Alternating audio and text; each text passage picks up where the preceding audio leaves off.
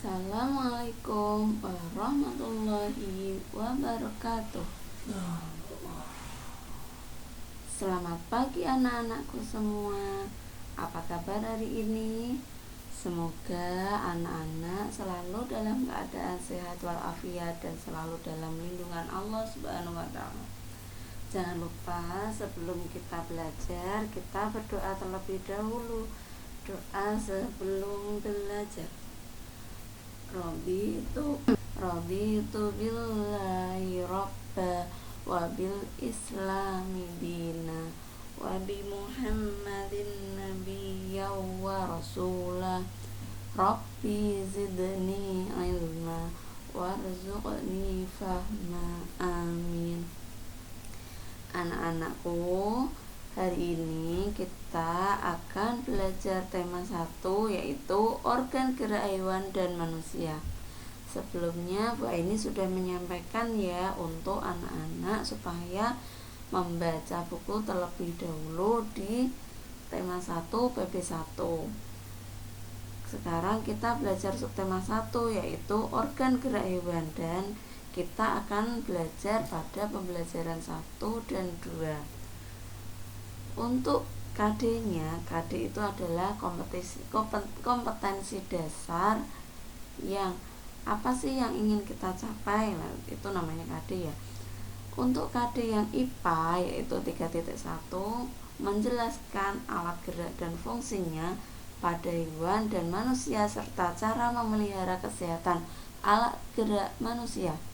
Untuk KD bahasa Indonesia 3.1 menentukan pokok pikiran dalam teks lisan dan tulis.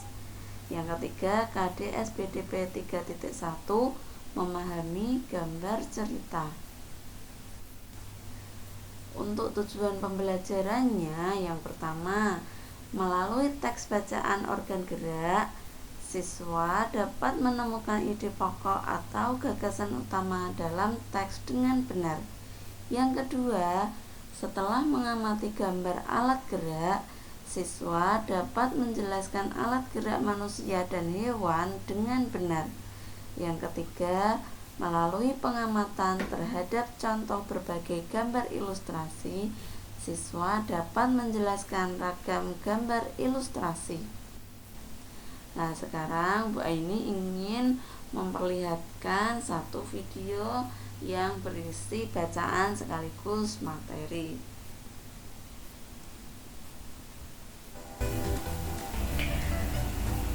Organ gerak manusia dan hewan. Salah satu ciri dari makhluk hidup adalah bergerak. Secara umum, gerak dapat diartikan berpindah tempat atau perubahan posisi. Makhluk hidup akan bergerak apabila ada rangsangan yang mengenai sebagian atau seluruh bagian tubuhnya. Manakah ide pokok dari bacaan tadi? Ya, salah satu ciri dari makhluk hidup adalah bergerak. Gerak pada manusia dan hewan menggunakan organ gerak yang tersusun dalam sistem gerak. Sistem gerak manusia adalah tulang dan otot. Tulang disebut alat gerak pasif karena tidak bisa bergerak sendiri. Sedangkan otot disebut alat gerak aktif karena yang menggerakkan tulang. Tulang berfungsi di antaranya: 1. Sebagai tempat melekatnya otot. Yang kedua, melindungi organ dalam manusia. 3. Sebagai pembentuk rangka tubuh. Yang keempat, tempat pembentukan sel darah merah. Fungsi otot atau daging yang pertama menggerakkan tulang. Yang kedua, mempertahankan postur atau posisi tubuh. Yang ketiga, mengatur saluran dalam sistem tubuh. Dan yang keempat, mengatur suhu tubuh. Otot tersusun dari inti sel-sel otot. Sel-sel otot membentuk serabut otot, dan kumpulan serabut otot membentuk otot atau daging. Nah, seperti itu tadi ya, sedikit materi tentang bahasa Indonesia dan juga IPA.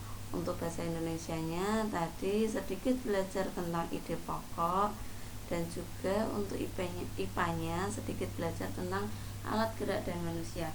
Nah, sekarang Bu Eni akan menambahkan seperti yang sudah disebutkan tadi, bahwa salah satu ciri makhluk hidup adalah bergerak supaya bisa berpindah dari satu tempat ke tempat yang lainnya.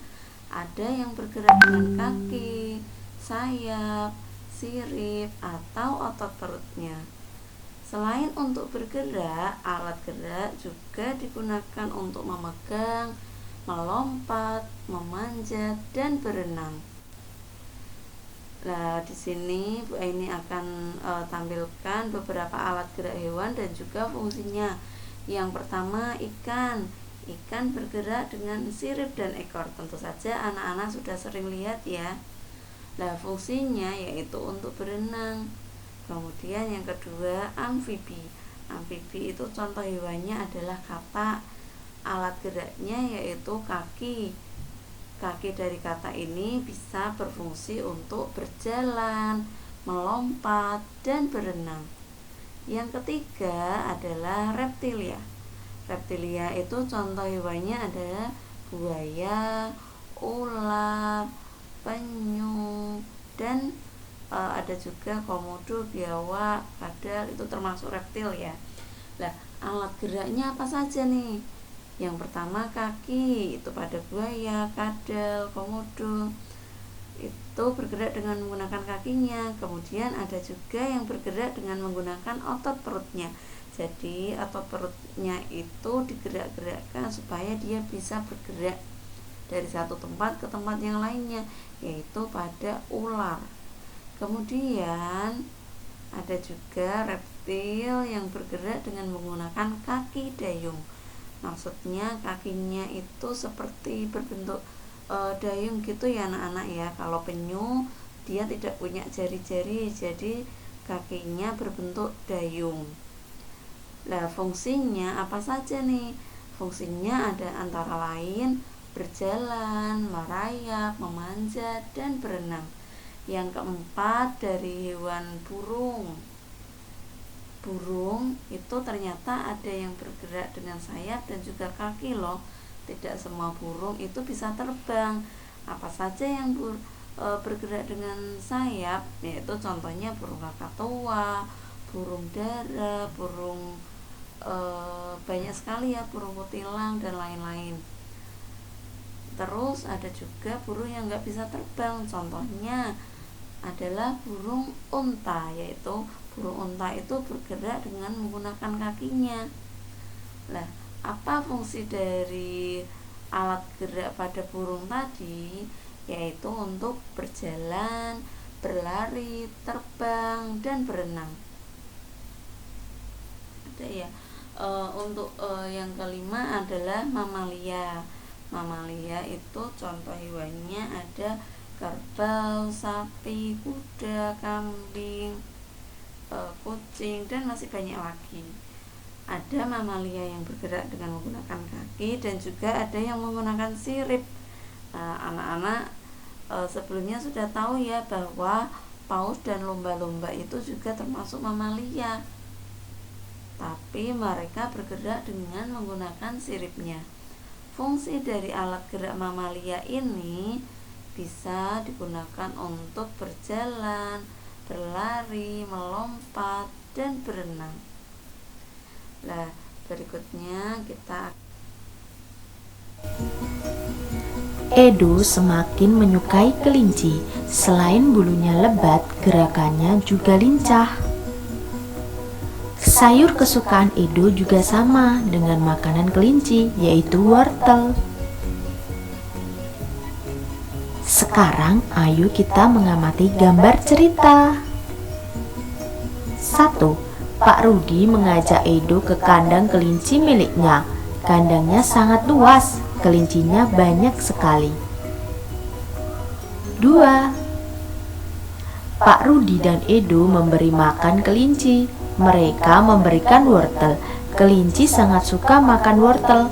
Semua kelinci berkumpul mendekat pada Edo.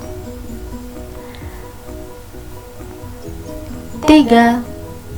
Edo senang sekali. Edo tertawa kegirangan melihat tingkah lucu kelinci-kelinci di kandang kelinci milik Pak Rudi. 4. Semakin lama diamati, tingkah lucu kelinci semakin menggemaskan. Edo pun ikut berlarian mengejar kelinci. Sesekali Edo menirukan gerakan lucu kelinci, melompat, berlari, dan berdiri dengan 2 kaki. Sekarang apa itu gambar cerita? Gambar cerita merupakan gambar atau serangkaian gambar yang mengandung sebuah cerita. Contoh gambar cerita adalah gambar ilustrasi. Gambar ilustrasi merupakan gambar yang mendukung isi sebuah bacaan atau teks. Gambar ilustrasi dibedakan menjadi 2 macam, yakni gambar yang berupa foto dan gambar tangan. Seperti itu tadi materi tadian untuk menguji pemahaman anak, untuk latihan anak-anak, maka anak-anak solih-solihah ada penugasan di rumah ya, yaitu tugasnya mengerjakan soal ayo berlatih pada halaman 3-4, cukup nomor 1-4 saja.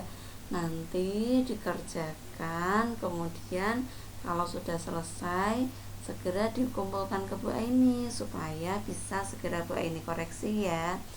Cukup sekian dari Bu Aini. Terima kasih sudah menyimak video pembelajaran dari Bu Aini. Assalamualaikum warahmatullahi wabarakatuh.